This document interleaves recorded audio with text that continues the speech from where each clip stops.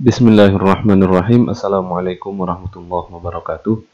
Alhamdulillah wassalatu wassalamu ala Rasulillah wa ala alihi wa sahbihi wa man wala wala haula wala quwata illa billah. Apa kabar teman-teman? Semoga selalu dalam lindungan Allah Subhanahu wa taala. Ketemu lagi dengan saya Fahmi Hasan Nugroho dalam mata kuliah perbandingan kaidah usul fikih. Kita sekarang masuk ke dalam pertemuan ke-10. Yang akan kita bahas pada video kali ini adalah mengenai amar atau perintah. Kita akan membahas seperti biasa, dimulai dari definisi, lalu kemudian redaksi amar itu apa saja, lalu kemudian hakikat amar, apakah jika amar tanpa qarinah atau tanpa keterangan lebih lanjut, maka itu menunjukkan hukum wajib atau sunnah saja atau tidak, itu seperti apa hakikatnya. Lalu kemudian yang terakhir ada pembahasan tentang amar dan qarinah, yang di situ akan menjadi dua permasalahan. Satu permasalahan perbedaan antara jumhur dengan mazhab zahiri mengenai perintah yang ada qarinahnya, apakah tetap dalam kewajiban atau turun menjadi sunnah. Lalu kemudian perbedaan antara jumhur, antara mereka masing-masing ketika ada satu perintah yang mana di dalamnya ada qarinah, sebagian menyatakan di situ ada qarinahnya, sebagian lagi menyatakan tidak. Baik. Kita akan masuk pertama kali ke dalam definisi. Sebenarnya jika kita membuka kitab-kitab usul fikih, ada banyak definisi untuk amar. Namun kita akan menggunakan definisi yang lebih mudah. Al-amru itu adalah talabul fi'li bil qaul. Al-amr itu adalah talabul fi'li, permintaan untuk melaksanakan sesuatu bil qaul, dengan perkataan. Maksudnya karena Al-Quran dan hadis itu kan qaul, itu kan kalam. Gitu. Jadi definisinya al-amr di sini saya menggunakan talabul fi'li bil qaul. Ada yang menggunakan definisi lain dengan ini, seperti melihat ada tinggi dan rendahnya pihak yang memberi perintah. Di antara teman-teman mungkin pernah ada yang baca kitab Mabadi Awaliyah dan pernah menghafal itu. Di sana didefinisikan al-amru itu adalah talabul fi'li minal a'la ilal adna. Permintaan dari pihak yang lebih tinggi kepada pihak yang lebih rendah. Namun kalau misalkan kita buka kitab Ghayatul Wusul, Syarah Lubbul Usul karya Syekhul Islam Zakaria Al-Ansari, beliau menyatakan nggak usah dimasukkan urusan tinggi atau rendah pihak yang memerintah itu. Karena yang namanya amar itu bisa datang dari pihak yang tinggi ke rendah, pihak yang sama, atau dari rendah ke tinggi. Salah satunya dicontohkan oleh firman Allah Subhanahu wa taala yang mengkisahkan perkataan Fir'aun kepada para menterinya. Maza ta'murun, kata Fir'aun. Di situ Allah menggunakan kata amaro, maza ta'murun. Nah, maka berarti dari ayat itu berarti Syekhul Islam Zakaria Al-Ansari beliau memahami bahwasanya perintah itu ya nggak cuma datang dari atas ke bawah, tapi juga bisa datang dari bawah ke atas. Nah itu adalah definisi amr. Lalu kemudian bagaimana cara kita biar tahu ketika kita baca Al-Quran, ketika kita baca hadis, ketika kita mencari hukum dari Al-Quran dan hadis, bagaimana cara kita tahu atau bagaimana cara kita membedakan antara amar dengan yang bukan amar, antara perintah atau bukan. Nah, kita lihatnya dari siyagul amar, dari redaksi amar. Apa aja sih redaksinya? Yang paling banyak pertama kali adalah fi'lul amr. Itu yang paling mudah dicari, yang paling mudah didapatkan. Kalau teman-teman sudah pernah mempelajari nahwu paling dasar pun, teman-teman sudah mempelajari mengenai jenis-jenis fi'il. Ada fi'il madhi, ada fi'il mudhari, dan ada fi'il amr. Nah, inilah fi'il amr yang tujuannya adalah untuk memerintah. Contohnya adalah Allah berfirman, Qu anfusakum wa ahlikum naro, ya ayyuhalladzina amanu qu anfusakum wa ahlikum naro. Qu artinya cegahlah, jauhkanlah. Anfusakum, diri kalian, wa ahlikum, dan keluarga kalian, naro, dari api neraka. Contoh yang lain, Ati'ullaha wa ati'ur rasul wa ulil amri minkum. Ati'u di sini adalah fi'il amr dari kata ata'a yuti'u ati'. Karena untuk jamak menjadi ati'u, di situ ada i'lalnya. Contoh sigat yang kedua adalah al-fi'lul mudhari al-muqtarin bila mil amr. Dia adalah fi'il mudhari tapi di depannya ada lamul amr. Gara-gara ada lamul amr itu nanti fi'il mudhari ini yang asalnya marfu' menjadi majzum, menjadi jazm. Contohnya, ya ma'syarasy syabab, hai para pemuda. Ini perkataan Rasulullah SAW. Man istata'a minkumul ba'ata, siapa di antara kalian istata'a yang mampu minkumul ba'ah untuk melakukan untuk memberi kehidupan, memberi penghidupan baik dari harta atau melakukan hubungan seksual, maka falyatazawwaj, hendaklah dia menikah. Di sini kata aslinya adalah tazawwaja yatazawwaju. Ditambah ada fa di depannya, lalu kemudian ada lam. Nah, lam inilah yang menjadi lamul amr hingga kemudian aslinya yatazawwaju berubah menjadi yatazawwaj. Contoh yang lain, Allah berfirman, liyunfiq dzu sa'atin min sa'ati. Liyunfiq, hendaklah menafkahkan, menginfakkan. Dzu sa'atin, orang-orang yang memiliki kelebihan harta, min sa'ati, dari kelebihan hartanya. Nah, liyunfiq di sini ada lamul amrnya. Lalu kemudian sigat yang ketiga ada isim fi'il amr. Di antara contohnya adalah ta'ala. Ta'ala itu artinya sini. Allah berfirman, qul ya ahlal kitabi ta'alau ila kalimatin sawa'in bainana wa bainakum. Hai ahlu kitab, ta'alau, ayo ke sini. Ila kalimatin sawa. Kita menuju kepada kalimatin sawa, pendapat yang sama, perkataan yang sama. Lalu kemudian sigat yang keempat adalah masdar. Allazi yakunu jawaban lisyarti bifa'in. Masdar yang menjadi jawabus syarat. Kalau antum sudah pernah mempelajari nahwu, kita akan mengenal ada syarat dan jawabus syarat. Kalau dalam bahasa Indonesia itu apa ya? Seperti jika titik-titik maka titik-titik. Nah itu jika itu adalah syarat, maka dan maka itu adalah jawabus syaratnya. Jika titik-titik maka titik-titik. Contohnya, contohnya faman lam yajid fasiyamu salasati ayyamin fil hajj wa sab'atin idza raja'tum. Ayat ini membahas mengenai dam, haji tamattu yang wajib membayar dam.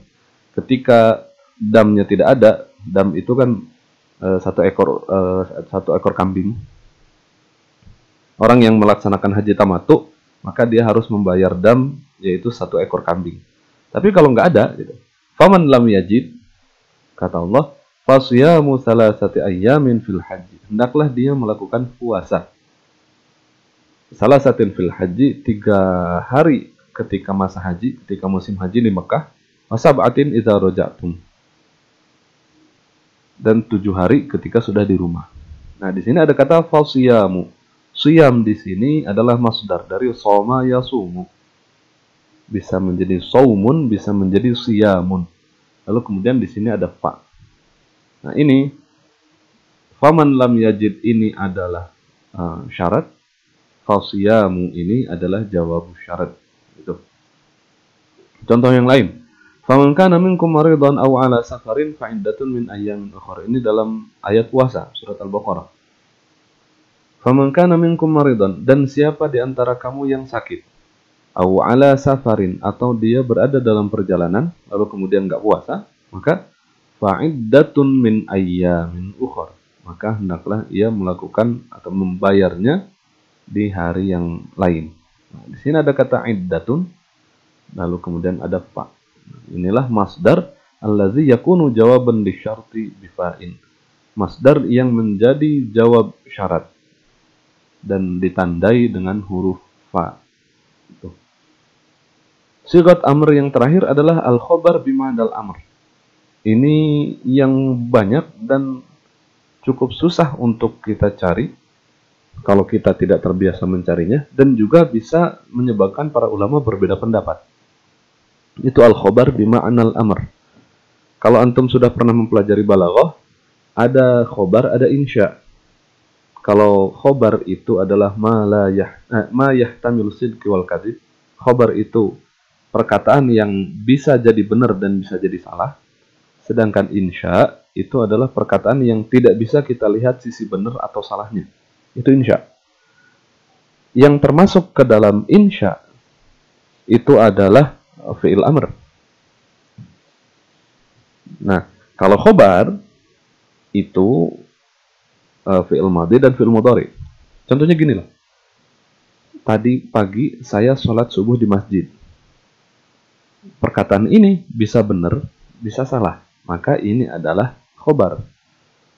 Contoh kedua, silakan kamu duduk di sini. Coba, apakah perkataan saya tadi ada kemungkinan bohong atau benar? Nggak bisa. Nggak bisa kita cari apakah itu benar atau bohong. Karena itu merupakan perintah. Paling yang kita cari itu dia serius atau enggak gitu. Tapi tetap tidak ada sisi bohong dan sisi benarnya. Nah, itu disebut dengan insya. Nah, dari sini banyak khobar yang bimaknal amr. Banyak redaksinya itu redaksi khobar. Ya kadang-kadang fi'il madhi atau kadang-kadang fi'il mudhari atau mubtada khobar gitu. Tapi bimaknal amr. Tapi maksudnya itu adalah untuk memerintahkan. Contohnya Allah Subhanahu wa taala berfirman, "Wal mutallaqatu yatarabbasna bi anfusihinna salasata quru." Allah menyatakan, "Wal mutallaqat," wanita-wanita yang diceraikan itu yatarabbasna, menahan dirinya bi anfusihinna dengan diri mereka salasata quru, selama 3 kali quru, 3 kali haid. Kalimat ini adalah khobar. Di sini mubtada dan di sini khobar. Wal mutallaqat itu mubtada, yatarabbasna bi anfusihinna itu khobar. Nah, ini adalah jumlah ismiyah dan ini khobar bukan insya. Tapi dari ayat ini mengandung suatu perintah bahwasannya para wanita yang diceraikan mereka harus menahan diri. Mereka harus menjaga dirinya atau ya mereka harus mengalami masa iddah dulu selama 3 quru atau 3 kali haid. Itu. Contoh yang lain. Rasulullah SAW bersabda, "Ana wa kafilul yatimi kahataini." Saya, kata Rasul, wa kafilul yatim, dan orang yang mengurusi anak yatim, kata Rasul, kahataini, seperti ini. Rasul menunjukkan jari telunjuk dengan jari tengahnya. Saya bersama orang-orang yang mengurusi anak yatim itu seperti ini, seperti jari telunjuk dan jari tengah. Maksudnya dekat. Rasul kan bilang seperti itu. Tapi dari kalimat itu terkandung makna perintah, yaitu perintah bagi kita untuk menjaga atau mengurusi anak-anak yatim. Nah, jadi inilah al-khobar bima'nal amr. Redaksinya terlihat bukan seperti redaksi perintah, tapi ternyata di dalamnya terkandung makna perintah. Nah, itu tadi mengenai definisi dan juga mengenai redaksi-redaksi amar. Lalu kemudian kita masuk dalam pembahasan ragam makna amar. Ternyata perintah itu memiliki banyak makna. Jadi redaksinya bisa jadi redaksi perintah, tapi ternyata maksudnya bisa jadi bukan untuk memerintah. Nah, para ahli usul fikih, mereka sepakat bahwasanya lafaz amr itu menunjukkan banyak makna, tidak hanya kewajiban saja. Di antara maknanya itu adalah pertama al-wujub, ya perintah yang maknanya memang untuk kewajiban. Contohnya firman Allah, wa aqimus sholata wa atuz zakah. Atau makna yang kedua adalah an-nadb. An-nadb ini anjuran, tapi anjurannya untuk maslahah ukhrawiyah. Yang maslahatnya itu adalah untuk di akhirat. Contohnya Allah berfirman, fakatibuhum in alimtum fihim khaira. Ayat ini adalah ayat tentang mukatabah. Mukatabah itu adalah ketika seorang budak meminta kepada tuannya untuk membebaskan dirinya. Misalkan saya seorang budak, antum tuan saya, maka saya bilang, Bapak atau Ustadz atau Syekh atau Tuan, saya ingin membebaskan diri saya. Berapa saya harus membayar? Nah, mukatabah itu adalah itu. Jadi perjanjian si tuan mengabulkan permintaan si budak untuk memerdekakan dirinya dengan suatu imbalan. Jadi si budaknya itu kerja dulu di mana dia mencicil kemerdekaan dirinya. Itulah mukatabah namanya. Nah, Allah berfirman, "Fakatibuhum", maka lakukanlah mukatabah dengan budak-budak kamu, in alimtum fihim khaira, jika kamu tahu di dalam diri mereka ada kebaikan. Nah, ini menunjukkan nadab, menunjukkan anjuran atau sunnah atau mandub. Ada juga makna lain dari amr adalah al-ibahah, untuk membolehkan. Contohnya Allah berfirman, fa idza halaltum fastadu. Kalau kamu sudah melakukan ihram, kalau ihram kamu sudah beres, kamu sudah tahallul, maka fastadu, maka silahkan kamu berburu. Fastodu itu artinya perintah untuk berburu, berburulah. Tapi tidak berarti itu untuk kewajiban, karena perintah ini datang setelah adanya larangan, yaitu selama masa ihram, sebelum tahallul tidak boleh berburu. Setelah ihram, maka silahkan berburu. Gitu. Makna lain dari amr adalah at-tahdid. Tahdid ini ancaman. Allah berfirman, "I'malu ma syi'tum." Berbuatlah sesuka kamu. Apakah misalkan saya nih, saya bilang, kerjakanlah sesuai sesuka hati kamu. Tapi saya lagi marah. Kan bukan berarti kalian bebas untuk melakukan segala sesuatu. Nah, karena perintah kerjakan semau kamu itu bukan berarti harus dikerjakan seperti itu. Harus melakukan seperti itu, enggak. Itu hanya ancaman saja. Makna lain dari amr adalah al-irsyad, yaitu anjuran, tapi untuk maslahah duniawiyah. Untuk maslahatnya duniawi, bukan maslahat ukhrawi seperti an-nadab di atas. Allah berfirman, "Wastashhidu syahidaini mir rijalikum." Ambillah dua orang saksi dari laki-laki kalian. Di situ Allah menyebutkan dua orang saksi. Kalau misalkan enggak, nanti maka satu orang laki-laki dan dua orang perempuan. Nah, itu tujuannya bukan maslahat ukhrawiyah, tapi tujuannya adalah maslahat duniawiyah. Ada lagi makna lain adalah at-ta'dib, yang tujuannya untuk mengajari adab. Rasulullah SAW bersabda kepada Umar bin Abi Quhafah, Umar bin Abi Salamah, bukan Abu Quhafah, Umar bin Abi Salamah, beliau bersabda ketika makan, kan Umar bin Abi Salamah ini kan anak angkatnya Rasul, bukan anak angkat, anak tiri. Karena Rasul menikahi Ummu Salamah punya anak dari suaminya yang lama. Nah, anaknya ini namanya Umar. Makan bareng sama Rasul diajarin, "Ya gulam, hai anak kecil, samillah, bacalah nama Allah. Wakul biyaminika, dan makanlah dengan tangan kananmu. Wakul mimma yalika, dan makanlah apa yang terdekat dari kamu." Nah, perintah ini tujuannya adalah ngajarin adab. Contoh yang makna yang lain dari amr adalah inzar, untuk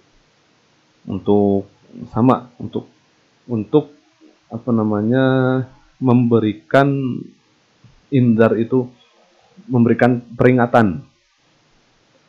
Qul tamatta'u, katakanlah ya Muhammad, tamatta'u, silahkan kamu bersenang-senang.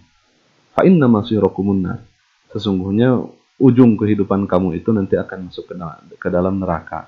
Tuh. Makna yang lain dari amr adalah at-takwin, menciptakan.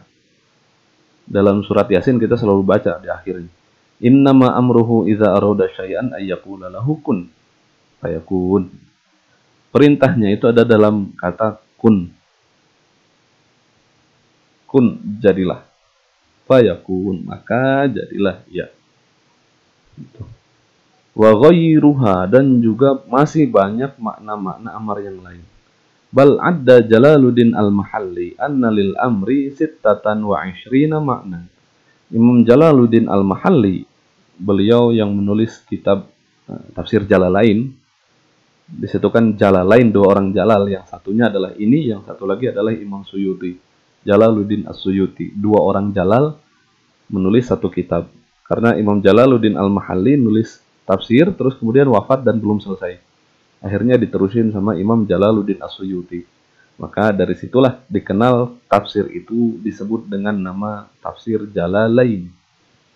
Nah, Imam Jalaluddin Al-Mahalli menyatakan bahwasanya makna amar itu nyampe 25. Berarti kan banyak sekali. Berarti amar itu tidak hanya selalu menunjukkan kewajiban, tapi juga makna-makna yang lain banyak. Nah, kini kita masuk ke dalam masalah pertama, yaitu adalah makna hakikat dari amar. Jika ada satu perintah yang tidak memiliki keterangan lebih lanjut, maka perintah ini bertujuan untuk apa? Ketika ada satu teks, ayat, hadis, yang isinya adalah perintah, tapi tidak ada keterangan, misalkan tidak ada qarinah, tidak ada hal yang bisa menggeserkan dia, pokoknya nggak ada keterangan lagi, cuma satu dalil itu doang, maka perintah ini tujuannya untuk apa? Menurut jumhur, innal amro yadulu alal wujub. Sesungguhnya setiap perintah itu pada dasarnya menunjukkan kewajiban. Wa huwa haqiqatun fi. Dan amar itu ya hakikatnya adalah untuk apa? Untuk memerintahkan, untuk kewajiban. Wala yansarifu ila ghairihi, dan tidak bisa berpaling kepada makna yang lain selain kewajiban illa biqorinatin, kecuali dengan qarinah. Nah, jumhur inilah yang kemudian menghasilkan suatu kaidah al-aslu fil amri lil wujubi illa ma dallad dalil ala khilafihi. Antum harus hafal ini. Al-aslu fil amri lil wujubi illa ma dallad dalilu ala khilafihi. Itu adalah kaidah yang dihasilkan oleh jumhur ketika membahas mengenai hakikat amar. Nah, ada pendapat kedua yang menyatakan innal amro haqiqatun fin nadbi. Sesungguhnya perintah itu makna hakikatnya merupakan anjuran. Wa huwa madhabu Abi Hashim wa katsirun minal Mu'tazilah. Itu adalah pendapat Abu Hashim dan juga pendapat sebagian sejumlah ulama Mu'tazilah. Ada juga pendapat ketiga, innal amra mushtarakun ishtirakan lafziyan bainal wujubi wan nadbi. Sesungguhnya suatu perintah itu mushtarak. Itu mushtarak itu berarti di tengah-tengah antara, atau bisa masuk ke dalam wujub, bisa masuk ke dalam nadab. Jadi dia posisinya di tengah-tengah, kemungkinan ke sana bisa, kemungkinan ke sini bisa, sampai ada dalil lain yang menunjukkan antara kedua itu. Kalau ada dalil lain yang menunjukkan kepada kewajiban, maka jadi wajib. Kalau dalilnya menunjukkan nadab atau anjuran, maka dia hanya jadi anjuran saja. Tapi kalau nggak ada, ya udah dia di tengah-tengah antara kanan atau kiri. Ada lagi pendapat keempat, innahu mawdu'un lil qadril mushtaraki bainal wujubi wan nadbi wa huwa talab. Pendapat keempat ini menyatakan bahwasannya suatu perintah itu sama-sama memiliki kadar yang sama antara wujub dan antara nadab. Dia adalah perintah, tapi perintahnya apakah untuk ini atau untuk itu sama-sama memiliki kemungkinan yang sama. Yang empat ini hampir mirip dengan yang ketiga. Nah, terus yang kelima, pendapat kelima adalah tawakuf. Dia nggak berani bilang ketika ada suatu amar, suatu perintah, tanpa ada keterangan lain, dia nggak bisa bilang ini untuk wajib atau untuk mandub. Maka dia tawakuf. Kita cari dalil lain dulu. Kalau dalil lain ketemu, maka kita ambil yang itu dan kita arahkan ini asalnya kepada wajib atau kepada mandub atau kemana. Nah, gitu. Itu masalah pertama mengenai makna hakikat dari amar. Masalah kedua adalah tentang amar dengan qarinah. Nah, ini kata qarinah ini sebenarnya lucu. para ahli usul fikih mereka banyak menggunakan kata qarinah. Tapi qarinah ini didefinisikannya nggak jelas. Nggak ada definisi baku mengenai qarinah ini apa. Qarinah ini dia bisa berbentuk keterangan lain dalam satu dalil yang sama. Qarinah juga bisa berbentuk dalil lain dalam tema yang sama. Satu ayat, terus kemudian ada ayat lain atau ada hadis lain gitu. Terus qarinah juga bisa berbentuk konteks. Konteksnya konteks waktu, konteks zaman, konteks kondisi. Itu qarinah. Jadi contoh seperti qarinah yang berasal dari teks yang sama. Contohnya ketika Rasulullah SAW berkata, Rasul lagi membahas mengenai isbal. Allah Subhanahu wa taala tidak melihat orang yang melakukan isbal dengan sombong. Lalu kemudian Abu Bakar berkata, "Ya Rasul, ujung sarung saya ini menjalur ke bawah gitu. Itu gimana?" Tapi saya nggak membiasakan hal itu. Kata Rasul, "Kamu tidak melakukan itu dengan khuyala." Nah, itu kan berarti ada larangan awalnya. Larangannya karena Rasul menyatakan Allah tidak akan memandang orang yang menyeret bajunya. Itu kan larangan. Terus kemudian ternyata Abu Bakar bilang seperti itu dan Rasul bilang kamu tidak melakukan itu atas dasar sombong. Itu kan berarti qarinah yang menjadikan larangan yang ada dalam perkataan Rasul yang pertama nggak jadi haram tapi menjadi makruh gara-gara ada itu masih di dalil yang sama. Jadi ada keterangan lain dalam dalil yang sama. Nah, itu qarinah kalau misalkan qarinahnya itu masih ada dalam teks itu. Ada juga qarinah yang berasal dari dalil lain. Nanti kita juga akan banyak menemukan di bawah itu. Contohnya seperti ketika Rasulullah SAW bersabda, "La yashrabanna ahadun minkum qa'iman." Jangan sampai ada di antara kamu yang minum sambil berdiri. Tapi ternyata ada riwayat lain yang menyatakan Rasulullah SAW minum sambil berdiri. Nah, perkataan Rasul yang tadinya larangan, jika tidak pernah ditemukan Rasul melakukan minum sambil berdiri, maka perkataan itu menjadi dalil bahwasanya minum sambil berdiri adalah haram. Tapi karena ada dalil lain yang menyatakan Rasul pernah minum sambil berdiri, itu menjadi qarinah.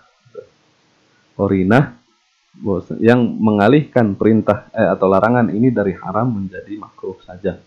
Nah, itulah namanya qarinah. Secara bahasa sih qarinah itu yang mengiringi atau ya, yang mengiringi, tapi kalau saya biasa menjelaskan qarinah itu ya keterangan lain, baik keterangan itu datangnya di sini di ayat yang sama, di dalil yang sama atau dari dalil yang berbeda atau dari konteks yang ada. Nah, nih masalah kedua, jika ada suatu perintah yang memiliki qarinah, ini bagaimana? Apakah perintah itu tetap dalam kondisi wajib, berarti tetap dalam kewajiban, atau berubah karena qarinahnya berbeda? Nah, jumhur menyatakan bahwasanya perintah itu disesuaikan dengan tujuannya. Maka suatu perintah bisa saja bermakna anjuran, bisa bermakna ancaman, bisa bermakna pilihan dan sebagainya. Nah, itu menurut jumhur. Sedangkan menurut mazhab Zahiri menyatakan bahwasanya perintah itu tetap bermakna kewajiban, apapun qarinah yang mengingkarinya. Maka menurut mazhab Zahiri, setiap perintah itu tidak bisa bermakna lain selain kewajiban. Ya udah, semua perintah berarti wajib. Itu menurut mazhab Zahiri. Dia berbeda dengan mazhab jumhur yang menyatakan qarinah bisa menggeser makna amar dari yang tadinya wajib menjadi makna lain. Jadi makna mandub paling tidak. Nah, ini akibat hukumnya banyak. Ujung-ujungnya nanti karena mazhab Zahiri menyatakan semua perintah itu wajib, sedangkan menurut jumhur enggak semua perintah wajib. Nanti implikasinya banyak hal yang dinyatakan wajib oleh mazhab Zahiri dan menurut jumhur itu hanya mandub atau sunnah saja. Contohnya, Allah berfirman, "Ya ayyuhalladzina amanu idza tadayantum bidainin ila ajalin musamma faktubu." Hai orang-orang beriman, jika kamu berhutang Tadayantum bidainin, jika kamu itu berhutang dengan suatu hutang, ila ajalin musamma, kepada suatu waktu tertentu, faktubu, maka tulislah itu. Menurut mazhab Zahiri, menulis atau ya mencatat setiap hutang itu wajib. Sedangkan menurut jumhur itu sunnah saja. Kenapa? Karena ayat ini tujuannya menyatakan ya anjuran. Karena alasannya logis, ya biar kita nggak lupa, itu aja. Tambah lagi, ada qarinah lain yang menyatakan itu tidak wajib. Kenapa? Karena para ulama atau para sahabat, ya, orang-orang sejak dulu biasa melakukan hutang piutang tapi tidak pakai tulisan. Nah, itu berarti maka perintah Allah di sini itu hanya untuk anjuran saja, hingga akhirnya menjadi mandub atau sunnah. Kalau menurut Zahiri kan enggak, dia tetap wajib. Alasannya apa? Kalau kata mazhab Zahiri, mereka bilang Allah itu di situ menyatakan faktubu, tulislah. Masa Allah bilang tulislah, terus kamu bilang kalau saya mau nulis akan saya tulis, kalau saya nggak mau nulis maka nggak akan saya tulis. Itu kan berarti menentang perintah Allah gitu. Itu menurut mazhab Zahiri. Sedangkan menurut jumhur ya enggak, karena perintahnya bukan memerintahkan kewajiban. Itu kasus pertama. Kasus kedua, membaca basmalah dan menggunakan tangan kanan ketika makan. Hadisnya Umar bin Abi Salamah yang tadi di atas disebutkan. Ya gulam samillah wa kul biyaminika wa kul mimma yalika. Hai anak, Umar bin Abi Salamah, samillah, bacalah nama Allah, wa kul biyaminika, dan makanlah dengan tangan kananmu, wa kul mimma yalika, dan makanlah dari yang terdekat dari kamu. Menurut mazhab Zahiri ini wajib. Jadi kita dosa kalau makan tanpa baca basmalah, dan dosa kalau kita makan pakai tangan kiri. Kita makan bala-bala, bala-balanya di kanan, ininya di kiri. Atau makan bala-bala sama lontong, lontongnya di kanan, bala-balanya di kiri. Menurut mazhab Zahiri itu dosa. Tapi menurut jumhur enggak. Kenapa? Karena ini berkaitannya dengan adab. Yang namanya adab itu anjuran, bukan kewajiban. Itu. Lalu kemudian kasus ketiga, menikah bagi orang yang sudah mampu. Menurut mazhab Zahiri itu wajib. Orang yang udah mampu maka wajib. Sedangkan menurut jumhur itu cuma sunnah doang. Rasulullah SAW bersabda, ya ma'asyara syabab, hai anak muda, man istata'a minkumul ba'ata, siapa di antara kamu yang sudah bisa menafkahi, sudah bisa melakukan hubungan seksual, falyatazawwaj, maka hendaklah dia nikah. Menurut mazhab Zahiri ini wajib nikah. Tapi kalau menurut jumhur enggak. Karena ini tujuannya untuk anjuran saja. Kenapa? Gitu. Karena dalam kita kalau dicari dalam dalil-dalil yang lain, enggak pernah misalkan Rasulullah SAW itu keliling bawa pentungan nyari siapa yang belum nikah akan saya pukul, atau Rasul mengancam siapa yang belum nikah dan mati dalam kondisi tidak nikah maka akan masuk neraka. Itu kan enggak ada dalil semacam itu. Hingga akhirnya faliyatazawwaj di sini maknanya bukan perintah untuk kewajiban, tapi perintah untuk anjuran saja. Contoh yang lain adalah walimatul urs. Walimatul urs di sini pakai sin bukan pakai shin. Ini orang banyak yang salah di buku undangan pakai walimatul urs, padahal bukan urs. Urs pakai sin. Jadi antum nanti sekarang semester 6, nanti semester 8, setelah semester 8 nikah gitu. Kalau bikin undangan, ingetin sama yang bikin undangan tulisannya walimatul urs pakai sin bukan pakai shin. Nah, menurut mazhab Zahiri walimatul urs itu wajib. Sedangkan menurut jumhur walimatul urs itu ya sunnah. Rasulullah SAW bersabda, "Aulim walau bisyatin." Aulim, bikinlah walimah. Walau bisyatin, meskipun cuma nyembelih 1 ekor kambing. Nah, 1 ekor domba gitu. Menurut Zahiri ini wajib, menurut jumhur ini sunnah. Contoh yang lain, kasus yang lain, saksi untuk akad jual beli. Allah berfirman, wa ashiru idza tabayatum. ambillah saksi idza tabayatum, jika kamu melakukan akad jual beli. Menurut mazhab Zahiri ini wajib. Jadi setiap kita jual beli harus ada saksinya. Sedangkan menurut jumhur itu mustahab, yaitu anjuran saja. Kebayang sekarang kalau misalkan kalian belanja ke Indomaret, setiap perbelanjaan harus ada saksinya. Berarti ke Indomaret nggak bisa sendirian, harus dianterin biar ada saksi. Antum ke pasar beli apa, beli receh, beli yang kecil-kecil, harus ada saksinya. Anak kecil mau beli mainan di depan SD, masa harus ada saksinya juga gitu. Tapi menurut mazhab Zahiri itu wajib. Tapi menurut jumhur nggak wajib, hanya menjadi mustahab aja. Kasus yang lain seperti memanjangkan jenggot. Rasulullah SAW bersabda, "Khaliful musyrikin wa firrul liha wa ahfus syawarib." Bedalah dengan orang musyrik, wa firrul liha, dan panjangkanlah jenggotmu, wa ahfus syawarib, dan tipiskanlah atau potonglah kumis kamu. Nah, menurut mazhab Zahiri itu adalah wajib, sedangkan sebagian lagi menyatakan itu sunnah. Yang menyatakan wajib ya mazhab Zahiri tadi karena tidak ada qarinah yang memalingkannya. Sedangkan yang menyatakan sunnah atau jumhur, ya mereka bilang karena ini berkaitan dengan adat, dan adat itu memalingkan perintah menjadi mandub. Seperti masuk WC harus kaki kiri dulu, terus kaki kanan ketika keluar. Atau Rasulullah SAW memerintahkan sholat pakai sendal. Itu adat saja, kebiasaan orang-orang di masa itu. Nah, itu perintah yang berkaitan dengan adat, maka tidak menjadi wajib, tapi hanya menjadi mandub saja. Nah, ini perbedaan antara jumhur dengan Zahiri tentang masalah qarinah. Tapi ternyata jumhur juga bisa berbeda satu sama lain ketika menentukan apakah ini ada qarinahnya atau enggak. Jadi kan jumhur selain Zahiri sepakat bahwasanya qarinah bisa memalingkan perintah dari awalnya bermakna kewajiban menjadi makna lain. Namun terkadang mereka berbeda pendapat dalam praktiknya. Yang satu menyatakan itu ada qarinah, yang satu menyatakan tidak ada. Hingga akhirnya menurut ini mandub, menurut ini wajib. Contoh, mut'ah tolak. Mut'ah tolak itu adalah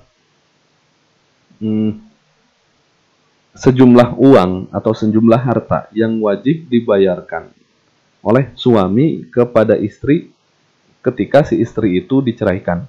Nah, ini disebut dengan mut'ah tolak. Jadi beda lagi dengan nikah mut'ah. Nikah mut'ah itu adalah nikah yang ditentukan batas akhirnya. Kawin kontrak itu nikah mut'ah. Tapi kalau mut'ah tolak itu yang tadi. Jadi nggak usah heran ketika nanti suatu saat antum mendengar kata mut'ah tolak. Ya berarti maksudnya adalah itu. Mut'ah tolak menurut jumhur itu adalah wajib. Sedangkan menurut Imam Malik itu adalah mandub saja. Perbedaan itu muncul setelah melihat firman Allah Subhanahu wa taala surat Al-Baqarah ayat 236. Allah berfirman, "Wa matti'uhunna 'alal musi'i qadaruhu wa 'alal muqtiri qadaruhu mata'an bil ma'rufi haqqan 'alal muhsinin." Ayat ini lagi bahas mengenai perceraian. Terus kemudian Allah menyinggung, "Wa matti'uhunna," berilah dia kenikmatan, maksudnya mut'ah ini, ya, harta ini. Alal musi'i qadaruhu wa alal muqtiri qadaruhu, bagi orang yang punya harta banyak ya sesuai dengan kemampuannya, wa alal muqtiri qadaruhu, bagi orang yang tidak mampu banyak ya sesuai dengan kemampuannya. Mata'an bil ma'ruf, itu ya kenikmatan atau harta yang ma'ruf. Nah, di sini ada kata haqqan alal muhsinin. Menurut Imam Malik, kalimat haqqan alal muhsinin itu memalingkan perintah dari wajib menjadi mandub. Nah, sedangkan jumhur menyatakan bahwasanya tidak ada qarinah yang memalingkan perintah dalam ayat itu. Hingga akhirnya mut'ah tolak itu wajib menurut jumhur. Dan menurut Imam Malik itu tidak wajib. Kasus kedua, izin perawan untuk nikah. Apakah wali, atau ya dalam kasus ini biasanya bapak atau kakek, apakah wali itu boleh menikahkan anak perempuannya tanpa izin, tanpa persetujuan dari si perempuan itu? Menurut jumhur, seorang wali tidak wajib meminta persetujuan dari putrinya ketika hendak menikahkannya. Sedangkan menurut Ahnaf, menurut mazhab Hanafi, itu wajib. Jadi itu berdasarkan atas hadis Rasulullah SAW, "As-sayyibu ahaqqu binafsiha min waliyiha." Janda itu lebih berhak atas dirinya daripada walinya. Wal bikru tusta'zanu fi nafsiha, sedangkan perawan itu dimintai izin atas dirinya. Wa iznuha somatuha, namun izinnya itu adalah diamnya dia. Nah, jumhur menyatakan bahwasanya perintah ini hanya anjuran saja dan bukan kewajiban. Karena di dalam hadis itu Rasulullah SAW membedakan hukum antara janda dengan perawan. Kalau janda, dia berhak untuk nikah dengan ya dirinya sendiri tanpa harus izin dari orang tua, tanpa ada wali, menurut mazhab Hanafi gitu. Sedangkan al-bikr, dia hanya dimintai izin saja. Nah, jadi Rasul membedakan hukum antara janda dan perawan di dalam hadis ini. Sedangkan menurut Ahnaf menyatakan bahwasanya tidak ada qarinah di sini sehingga perintahnya tetap menjadi wajib. Nggak ada qarinah yang bisa memalingkan ini dari hukum asalnya hingga akhirnya ya perintahnya wajib. Gitu. Nah, itu teman-teman yang bisa kita bahas pada video kali ini mengenai definisi, mengenai perbandingan kaidah usul fikih yang ada pada bab amar. Kurang lebihnya saya mohon maaf, semoga bermanfaat. Wabillahi taufiq wal hidayah. Wassalamualaikum warahmatullahi wabarakatuh.